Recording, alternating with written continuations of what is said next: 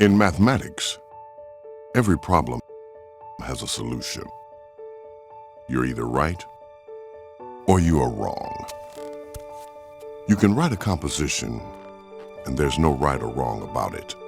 The grammar could be correct and the thought on paper, not correct. Not in math. Mathematics is the poetry of the universe. Every now and then it unveils the discovery of a data point that is off on its own, separate from others. Mathematicians call that an outlier. It's something unique and sometimes unexplainable, outside the norm. Katherine Johnson is an outlier.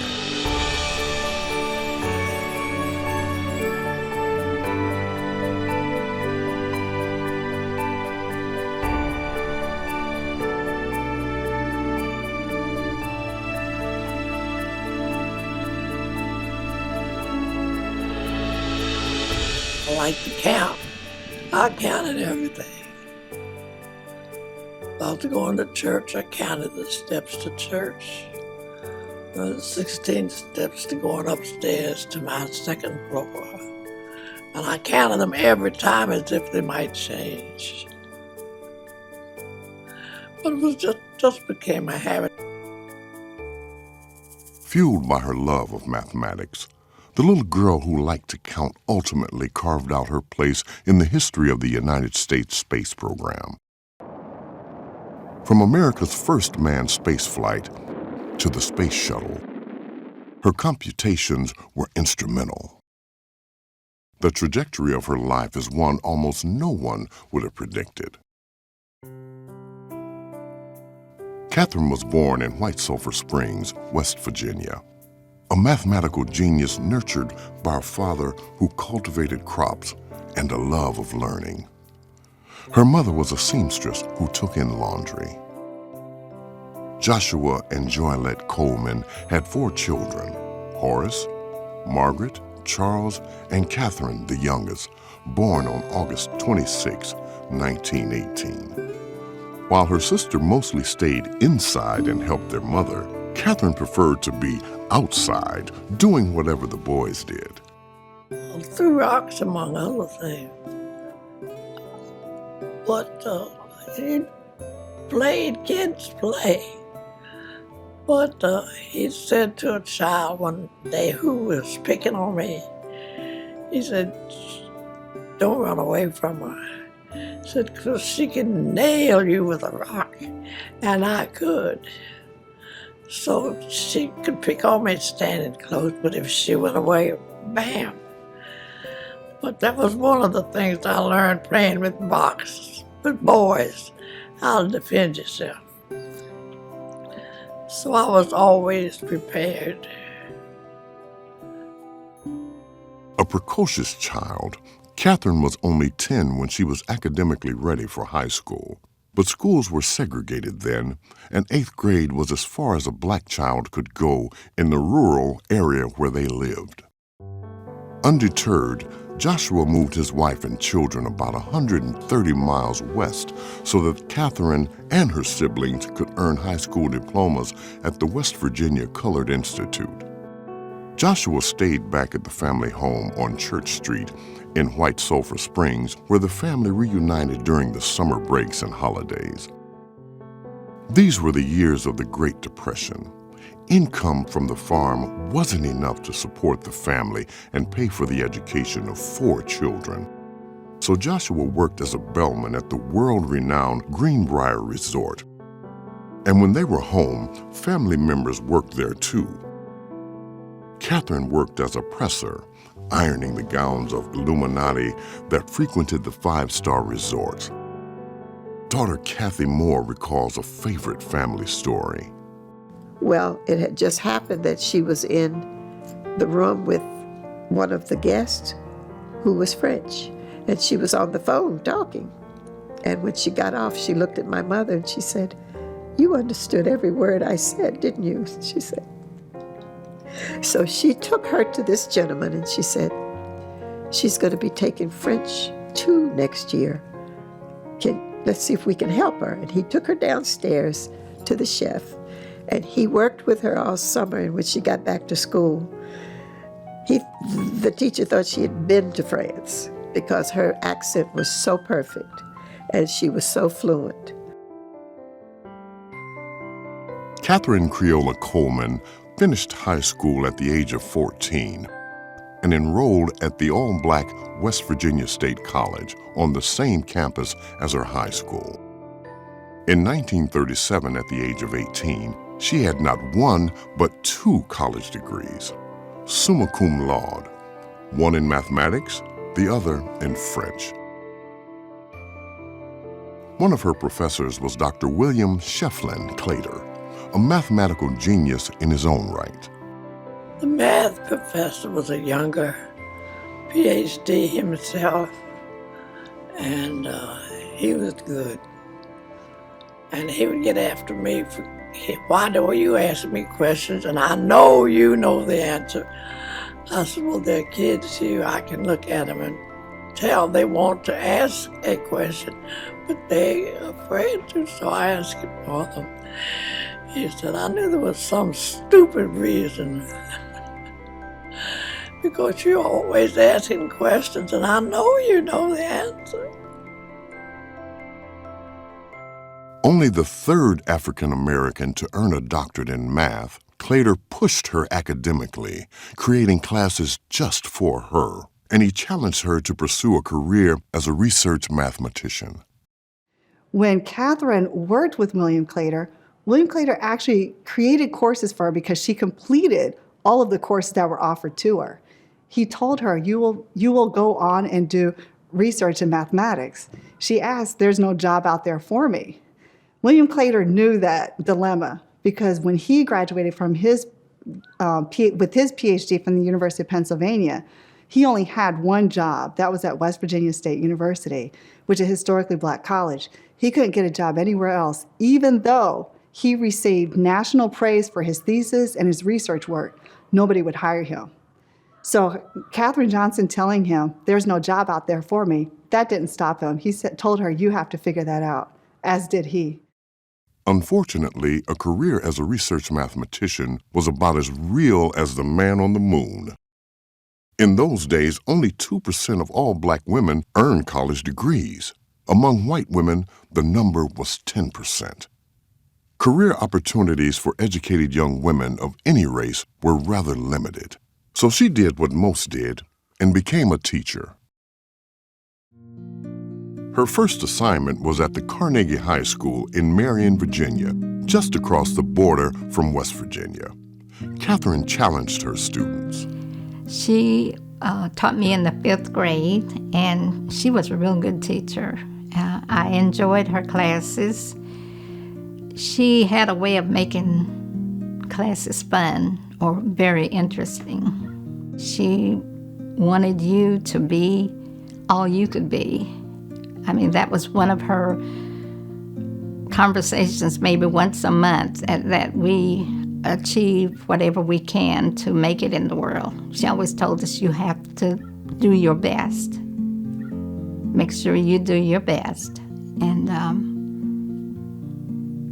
she just treated us really, really like her children. In the state of Virginia, black teachers didn't earn what their white counterparts did. But that was not the case back in her home state of West Virginia. So in 1939, Catherine accepted an offer to teach in Morgantown at Monongalia High School, the county's first high school for blacks. The school had a brand new building, dedicated only a year earlier with the keynote address by Eleanor Roosevelt. With her move, Catherine's salary doubled to $110 a month. Her teaching stint in Virginia, however, had paid other dividends. It's where she met a handsome college student who was home on break. Before she left for Morgantown, she and Jimmy Goebel got married. Secretly, no one knew, not even their parents. In those days, married women weren't allowed to teach. Well, I think one of the things we have to remember is that now it's absolutely no big deal for a married woman to continue whatever profession that she has, to continue teaching or to continue working in her job. Back in those days, the expectation was that women, married women, would simply quit. They were in some cases, and probably most cases, explicitly barred for continuing their job after they were married. While she was teaching in Morgantown, a deal was brokered in the halls of the state capitol in Charleston. The president of her alma mater, John W. Davis, and the governor of West Virginia, Homer Holt, agreed to quietly integrate the state's graduate school education by opening up classes at West Virginia University, which was also located in Morgantown. Katherine was one of 3 African Americans handpicked to integrate the master's level programs offered by West Virginia University. The other 2 were males, school principals, who had been accepted into law school. She enrolled in the summer term of 1940. At the end of the semester, Katherine and Jimmy found out they were expecting their first child. Keeping their marriage a secret was no longer possible, and neither was grad school. Daughter Joylette was later followed by daughters Connie and Kathy.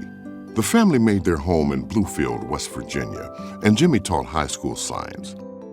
As the girls grew and the rules changed about married women teaching, Katherine went back to the classroom too. There was a much greater participation on the part of Black women in the workforce than white women. In a household where the income expectations were lower, obviously as many people as could participate as possible meant that your household had a greater chance of moving ahead. So it was a much greater expectation that the Black women, if they had the opportunity, would continue to teach. They would continue to contribute to their families. So there was a little bit of a different expectation in terms of a woman not just deciding to work, but really feeling obligated to work in order to provide a better future for her children. She and Jimmy both taught at Tazewell High School in southwestern Virginia. Summers were spent back in White Sulphur Springs. Sundays were for church, and later in the afternoon, the family often took walks around the fish hatchery. We found fun even in those days of segregation and being poor. We never used that word. We never felt poor. We were rich in family. Our church life and school it was a joy to go to school, play hooky. We didn't do those kinds of activities. Everything was centered around family and school and making your parents and grandparents proud. In 1952, a family member encouraged Katherine to apply for a government job in Hampton Roads, Virginia, with the National Advisory Committee for Aeronautics, or the NACA. The NACA tried to improve how airplanes flew by doing research in the mathematics of aerodynamics. So, for instance, they came up with a really fundamental set of tables of airfoil shapes, which is that profile of what a wing looks like. That was then very helpful to airplane manufacturers when they needed to improve the efficiency of their airplanes. The NACA worked out of the Langley Air Force Base. A primary focal point of its research was a full-scale wind tunnel. Engineers could put an entire airplane inside the wind tunnel and piece by piece reduce the drag on the airplane to learn how to make it more aerodynamic. The research spun out a lot of data and created a demand for computers. Before a computer was a machine, a computer was a person. It was a function. And what you had was when you were doing research that brought in gobs of data, you needed someone who could go through it and what was called reduce it, which meant turning it from the raw numbers that came out of the tests into something that the engineers could use. The job required a high level of mathematical ability. knowledge of complex algebra and geometry to accurately solve nested equations and differential equations. The category of computers was created in some ways as a cost-saving and labor-saving device. This is the equivalent of the secretarial pool, but with math. So computers were considered sub-professionals, as their job title was called. So not someone who might have a path into a professional track, but who would, on a regular basis, just be doing the work of these equations and reducing the data. Computers were useful to the NACA because they cost less money. As sub-professionals who were not paid at the same level that a junior engineer would have been paid, who was doing pretty much the same work but with a path into the engineering field, these women then were seen in some ways as classic pink-collar labor. Lower cost, high skill, and ultimately very good results, but without all of the professional acumen that was given to the men. Men didn't have the patience. So they didn't ask the men to do it, they asked women to do it. Had rooms of women computers. The computers were overwhelmingly white women, but during World War II, when the NACA couldn't find enough white women with advanced mathematical skills to fuel the demand, the door cracked open for African American women.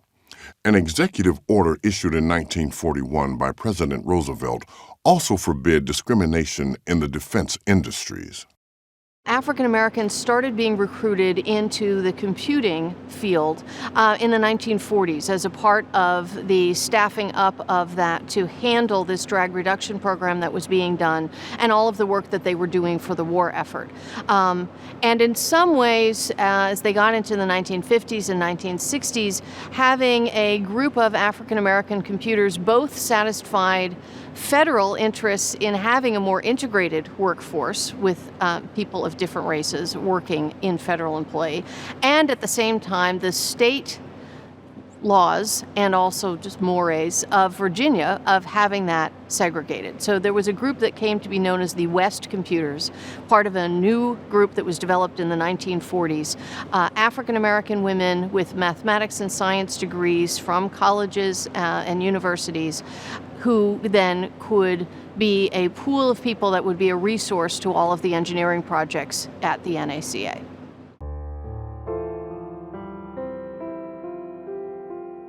Although this was a federal installation, the Jim Crow laws of Virginia required racial segregation in virtually all aspects of life, in schools, in hospitals, in graveyards, and there at in the workrooms of what was then called the Langley Memorial Aeronautical Laboratory. So when the first black women were hired in 1943, they were segregated into what was called the West Area Computing Office.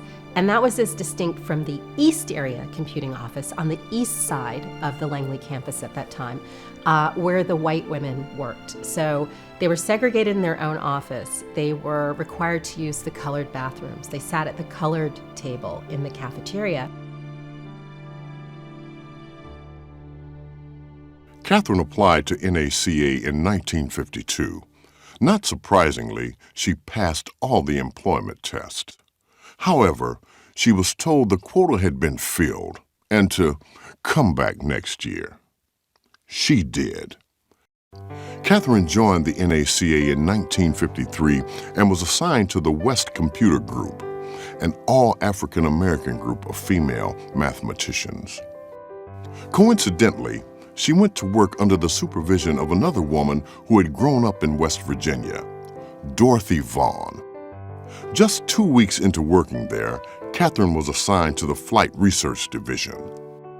One of her first projects was on an airplane that fell out of the sky.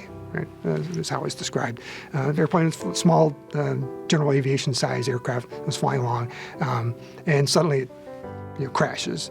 And there was an investigation. The NACA is called in to help investigate. And Katherine did many of the calculations that that proved that what actually had happened was this small airplane had flown through the wake turbulence. The turbulence that comes off of an airplane, particularly a bigger airplane, can be very powerful, like little tornadoes that come off the wingtips. This plane had gone into the turbulence and been destroyed, been thrown out of control and broken up and crashed, and the people were killed. It was known that turbulence existed. It wasn't known how long it could last and how powerful it could be.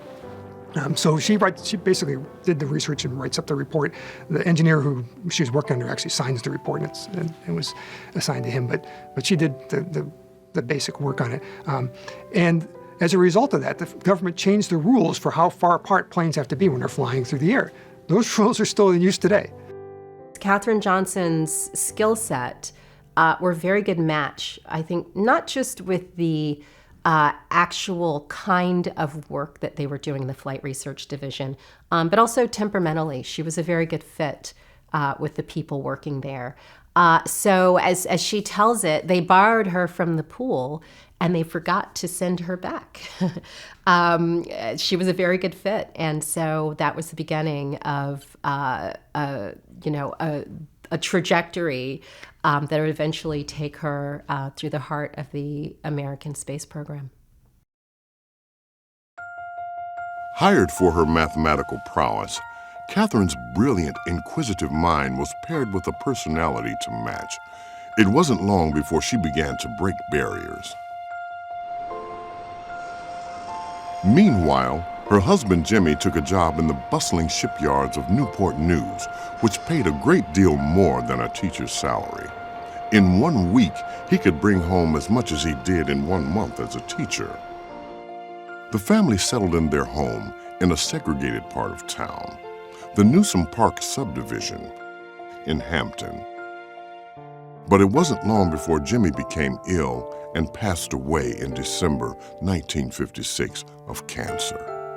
My dad was sick for about 2.5 years. He died, passed away in 56. Jolette was 10th grade. Connie and I were in probably 8th grade. Jolette might have been a junior, but we were in high school. After Dad died, our mother was our role model because she said, "You have to go to school, I have to go to work. We'll grieve together, but we're going to get this done because you promised him you'd finish school." And we all did. We all pulled together, graduated from high school. But in the midst of the grief, I guess 3 years later, it's when that handsome soldier came on the scene. And the minister at our church said, "Miss Gold, I have somebody I want you to meet." Enter Lieutenant Colonel James A. Johnson, who Katherine married on August 22nd of 1959. It was quite a time career-wise, too. The agency she worked for, now called the National Aeronautics and Space Administration, or NASA, was working feverishly to catch up to the Soviets in space exploration. This was the time period of the Cold War. With tensions running high between the U.S. and Soviet Union, there was a considerable concern militarily when the Soviets beat the U.S. into space. American pride also took a hit when the Soviets were the first to launch an unmanned satellite into orbit around the Earth, Sputnik 1, which they launched on October 4th, 1957. It causes a pretty big stir. What actually, I think, causes a bigger stir is a month later they launch not just a metal ball into space, but a capsule with a dog on board. And what does that imply about, first, their technological skills and abilities, and also what their plans are for the future? They're already launching a dog in space. Clearly they're planning on launching probably people into space pretty soon. So that shock in late 1957 for the United States, generates this dynamic of the Soviets doing amazing things, and they did do amazing things on quite a shoestring, and the United States responding. And this dynamic goes on where the Soviets kept finding ways to do things that were dramatic, that they could do before the United States could do, and they could claim a victory. The space race was in full fury, and Katherine was in the thick of it. She was the only non-white, non-male member of the Space Task Force, whose mission was to get American astronauts into space in as short a time as possible. People were building bomb shelters, digging holes underneath their houses and building bomb shelters. People were concerned. We had duck and cover drills where kids in school would hide under the desk just in case there was a nuclear attack. It was an environment where people were afraid that the world might end at any time, particularly after 1957 or so, when the Soviets did actually perfect their ability to deliver nuclear weapons to the United States with ballistic missiles. And then you wind up with both sides building up arsenals of ballistic missiles that shoot at each other. So people were concerned, and it was a high-threat environment. And the space race becomes a surrogate for a war between the United States and the Soviet Union. And so people realized that the accomplishments or the failures in space are sort of the battleground between communist ideology and the Western democratic model.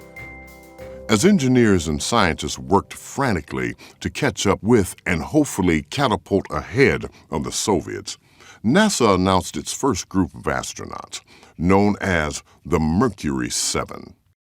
A media frenzy erupted, and the nation cheered, eager for the U.S. to be the first to put a man into space. But once again, the Soviets placed first. Cosmonaut Yuri Gagarin became the first man in space on April 12, 1961. He also successfully completed an orbit around the Earth. 3 weeks later, on May 5, 1961, the U.S. launched the first American in space, 37-year-old astronaut Alan Shepard. His one-man Mercury spacecraft, dubbed Freedom 7, was 8 stories tall and only 6 feet wide.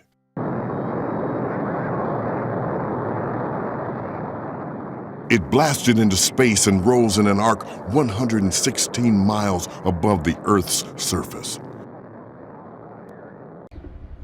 Then splashed down in the Atlantic Ocean. Total flight time, 15 minutes and 28 seconds. Alan Shepard's flight, of course, in May of 1961, was a suborbital ballistic flight. So he launches from Cape Canaveral Air Force Station now, out over the Atlantic Ocean, parabola basically, and comes back down and splashes down in the ocean. And they needed someone to calculate, the trajectory. Where is he going to be, at what speed, at what time? Most critically, where is he going to land? Because he's going to land in his capsule, and we need to have somebody there to pick him up and get him out of the water. Because we're not sure will the capsule float very well. In fact, on one of the missions, we lost the capsule. It sank the very next mission, the second one with Gus Grissom. So it was critical to know all the parameters of the flight and understand, how high would it go, where would you point the tracking equipment, and where do you put the recovery forces. And so Katherine was the one who did the calculations for that, calculated, if you start at this point with this much thrust and you thrust for this long at these levels, and it cuts off at this point, what's the highest point going to be, where is he going to land, all those, what's the timing, and so she calculated the trajectory for his flight. A very critical thing. Decades after Shepard's flight, in an interview with Researcher News, Katherine said, quote, "Early on, when they said they wanted the capsule to come down at a certain place, they were trying to compute when it should start. I said, let me do it. You tell me where you want it to land, and I'll do it backwards and tell you when to take off." That was my forte. Although you won't find her name in any articles written by mainstream media at the time of Shepard's flight, some in the black press took note. A week after Shepard's flight, reporter James Hicks wrote in the New York Amsterdam News, "At NASA, they are loud in their praise of a young West Virginia-born Negro girl who has prepared a science paper that was not only a key document in the flight of Commander Shepard into outer space, but which will actually become the key document if and when we are able to put an astronaut into orbit." There was no questioning Katherine's calculations. which were always spot on. But there were always plenty of questions in her. We were working on space problems, and they just got shifted to me by some means. And they would have briefings among the engineers as to what they were going to do next. And I asked to go to one of them. Well, the women don't go to the briefings. I said, is there a law? Let it go. So I went to all the meetings that the men had, and I knew what I was doing all the time, and where they were going, and so on. As we all know, once you are in that room, the room where it happens, that's when you're really able to take off. If you don't have the access, it will be very difficult for you to achieve, move up in the organization and really understand the heart of what your organization is trying to do. If you're in that room and you are seeing the decisions get made and you're able to contribute to those decisions, that's when you are getting close to the heart of the work. And I apparently asked the right questions.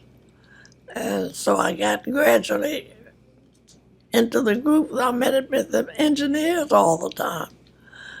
And it was a pleasure to know what they were doing and why. And then I would have suggestions, which they would accept. No big deal. She said it. And I went from that to whatever was next. And gradually, I was always in the meeting with the men. That was new. Women didn't meet.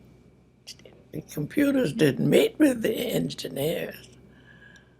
And it proceeded constantly like that, so that I was always in the right place at the right time. She also had the right stuff, namely her mathematical brilliance. Katherine Johnson brought her knack for analytic geometry, which is essentially looking at figures in some sort of coordinate system. We could think about, let's say, the geometry of the Earth. We can think about the Earth as a ball, so we can see it as a sphere. In this case, we would have something called spherical geometry. And so she can think about different sorts of geometries and think about how we can put trajectories in those different spaces. And then she was able to connect different types of geometry, different figures, to actually push the envelope and make the calculations work. After Shepard's flight, NASA's next challenge was to put a man into orbit around the Earth. The agency was relying less on human computers and more on mechanical ones to calculate the complex orbital equations that would control the spacecraft.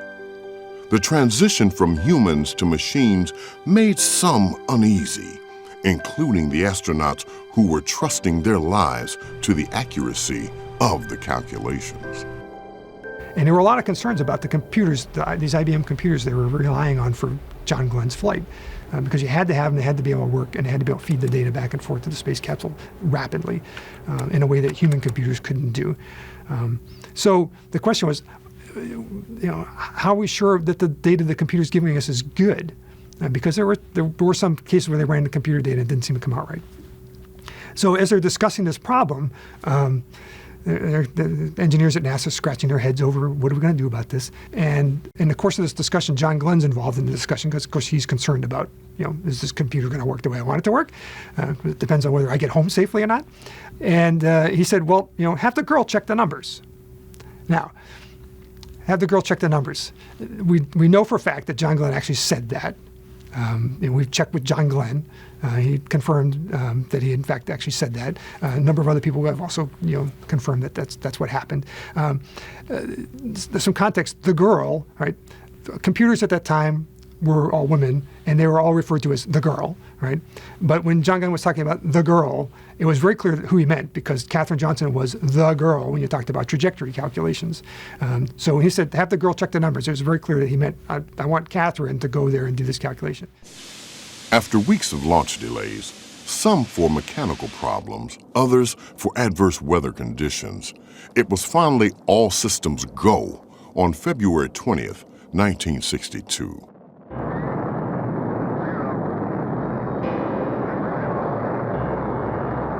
Astronaut John Glenn rocketed from Cape Canaveral, Florida into space and became the first American to orbit the Earth, flying the Friendship 7 mission. From liftoff to splashdown, John Glenn's successful flight lasted just under 5 hours. It had taken Katherine nearly 6 months to produce the formula that allowed scientists to continually track the path of Glenn's orbit around the Earth.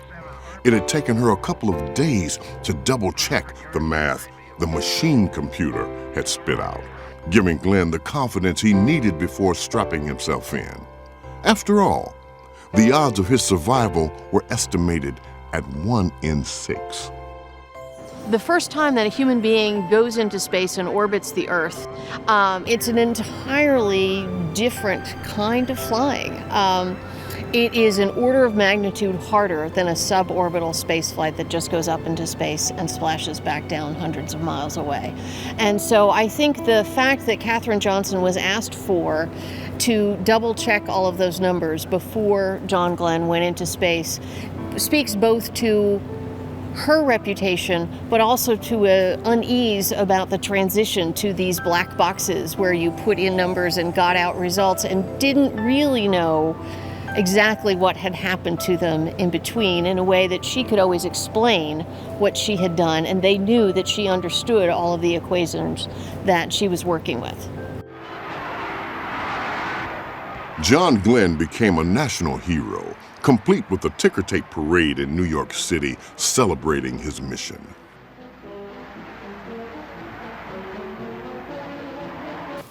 Katherine's contributions were celebrated in the black press. Quotes one newspaper, 2 Negroes played prominent roles in the history-making orbital flight of U.S. astronaut John Glenn. One of them was a brilliant woman mathematician who is credited with helping to devise the highly complex tracking system which enabled scientists to predict within 2 miles the location of Lieutenant Colonel Glenn's rocket cone upon its return to Earth after 3 orbits around the Earth. Although her name didn't make headlines, Katherine's mathematical genius helped to propel America's soaring space program. The first research paper she co-authored was 34 pages entitled The Determination of Azimuth Angle at Burnout for Placing a Satellite Over a Selected Earth Position. At the time it was published, NASA was moving its Space Command Center to Houston, Texas, and the engineer that Katherine had been collaborating with for years, Ted Skopinski, was in the midst of moving his office and his family there. She had decided to stay in Hampton and had more time to devote to finishing the report. An important one, laying out the next phase of the space program. So when the big boss came around looking and asking Ted Skopinski, well, what about that research report? You know, when are you going to have it on my desk? He said, listen, Katherine's working on it, and I think that she should get credit. She's done the work anyway.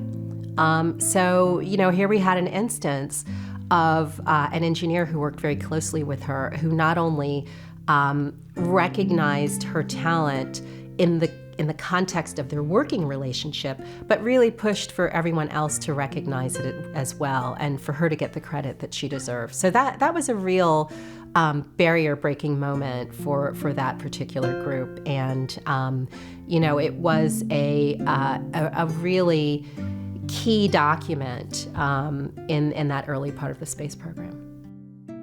It was a landmark achievement for a woman, and an African-American woman in particular, to get that level of credit.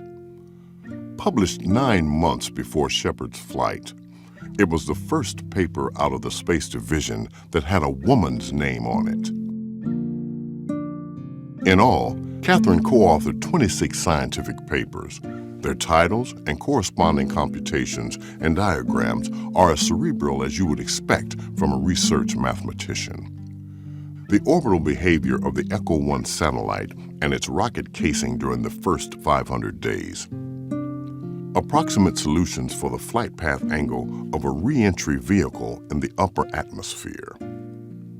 Mid-course and approach guidance requirements for simplified onboard control of moon-to-Earth trajectories.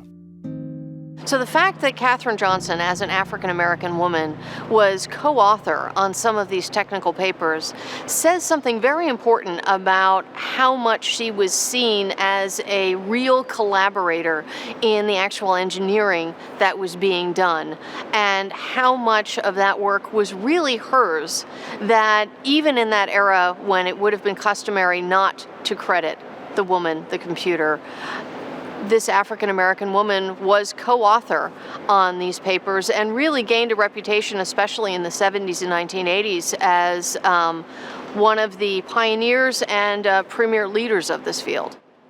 Getting your name on a research report is a really big deal, and it's also a public acknowledgement that your fingerprints are on that work.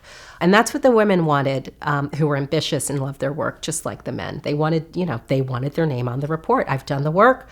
I want to see evidence that you acknowledge that I've done the report. Weeks after Glenn's successful mission, President John F. Kennedy went before a special joint session of Congress and boldly challenged the nation to put a man on the moon. I believe that this nation should commit itself to achieving the goal, before this decade is out, of landing a man on the moon and returning him safely to the Earth. No single space project in this period will be more impressive to mankind or more important for the long-range exploration of space, and none will be so difficult or expensive to accomplish. Kennedy went to Congress on that day, and he basically gave a new State of the Union address. He'd had these political problems and various setbacks, and he basically was doing a reset. Okay, here are a bunch of things that we can do to improve the situation with the United States. And there were actually a number of different projects he proposed, and that kind of went out there. In that speech, the one it's most remembered for is the moon landing declaration. But if you listen to the wording carefully, he actually is asking Congress, I think we should do this. If you were willing to appropriate the money, it's going to be hard, but if you appropriate the money, I think we can do this, and this will be a great thing. Ignition sequence start. 6, 5, 4, 3. It would take 7 years to achieve that vision. 0. All engine running. Liftoff. We have a liftoff. 32 minutes past the hour. Liftoff on Apollo 11. On the morning of July 16, 1969, Apollo 11 took off from the Kennedy Space Center. 12 minutes later, its crew of Neil Armstrong, Buzz Aldrin, and Michael Collins is in Earth orbit. After a lap and a half, it's a go for the moon. And on July 20th, 500 million people watched, spellbound, as the Eagle, or lunar module, touched down with only 30 seconds of fuel remaining. Hours later, Neil Armstrong became the first man to set foot on the moon. It's one small step for man, one giant leap for mankind. It was an historic achievement. Apollo 11's flight path required calculating the rotation of the Earth, the moon's rotation around the Earth, and the spacecraft entering lunar orbit. While orbiting the moon, the lunar lander had to separate from the command module, land safely on the moon, then 22 hours later reattach with the command module that was orbiting overhead. While the nation was focused on getting to the moon and beating the Russians, NASA was even more concerned about getting the astronauts back. If the lunar module launched at the wrong time or with the wrong force, If it didn't hook back up with the spacecraft, there wasn't another one coming. The math had to be spot on. It was. After all, it was built upon Katherine's work. Her work early on, setting the standards for all that stuff, was important. Some research work that she did on rendezvous work, for example, she did a really important paper on, how would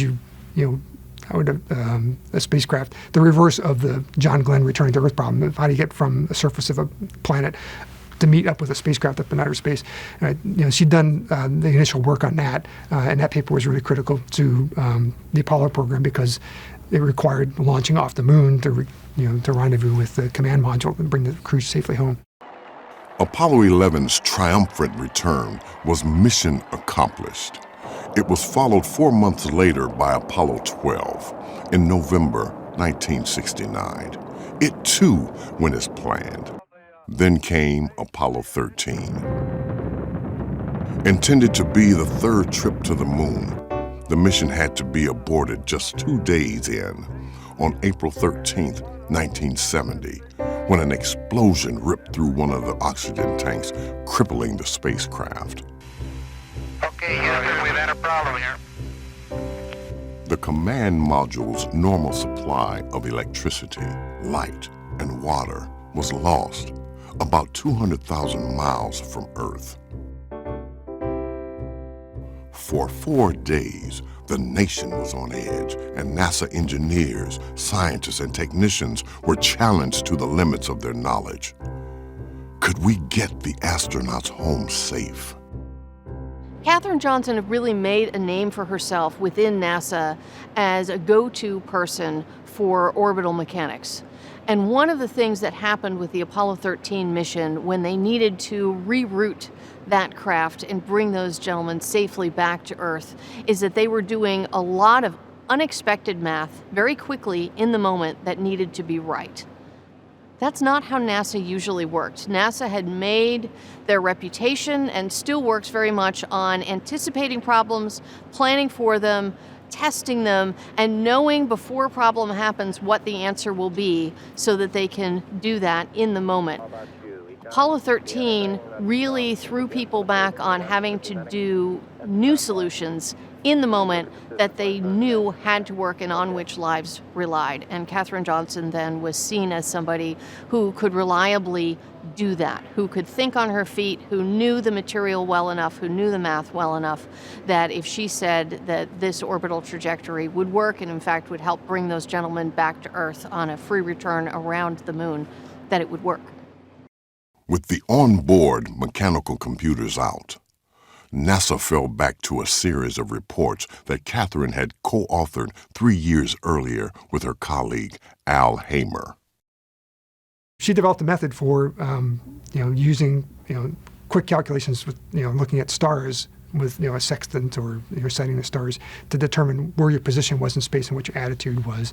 Critical things for how to navigate in space if your guidance computer is inoperative for some reason.